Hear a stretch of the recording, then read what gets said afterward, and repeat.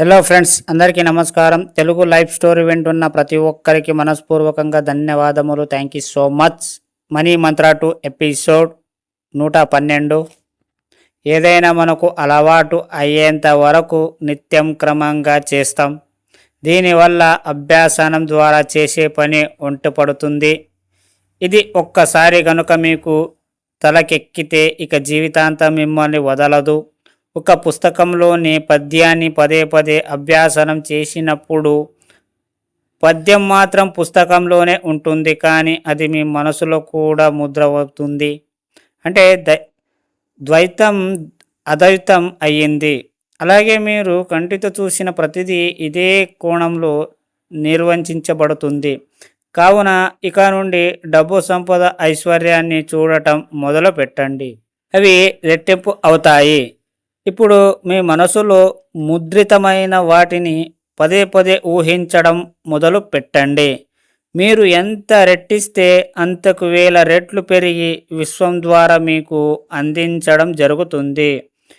దీనికై మీరు ఉపయోగించాల్సిన టెక్నిక్, మీరు ఊహించిన ప్రతి దానిని మీకై ఆపాదించుకోవడం మొదలు పెట్టండి. అప్పుడు మీరు కోరుకున్నవి మీరు మెల్లిగా ద్వైతం నుండి అద్వైతంలోకి మార్చే ప్రయత్నం చేయండి. అవి ఎప్పటికీ మిమ్మల్ని వదలవు. దీని అలవాటు అయ్యేంత వరకు క్రమం తప్పకుండా అభ్యాసన పద్ధతిలో అభ్యాసం చెయ్యండి, ప్రయత్నించండి.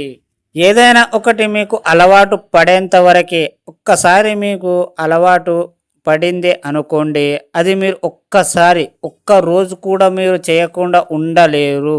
ఒకవేళ చేయకుండా ఏదో ఒక బిజీ మూమెంట్లో మీరు దాన్ని చేయలేకపోతున్నప్పుడు నీ సబ్కాన్షియస్ మైండ్ పదే పదే గుర్తు చేస్తుంది, ఇది చెయ్యాలి.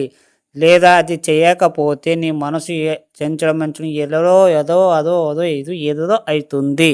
సో ఒక్కసారి అది నీవు ఏ పని అయితే చేస్తూ ఉంటావో అది నీకు అలవాటు అవ్వాలి. నీకు డ్రింకింగ్ కావచ్చు, సిగరెట్ కావచ్చు, ఒక్కరోజు మీరు తాగకపోతే ఎలా అవుతుందో నీ మనసు, అది మీరు చేసే పని కూడా మీకు అలాగే అవుతుంది. సో అలవాటు అయ్యేంత వరకు మంచిగా అలవాటు చేయండి. ఒక డబ్బు గురించి మీరు ఎక్కువ ఆలోచించండి.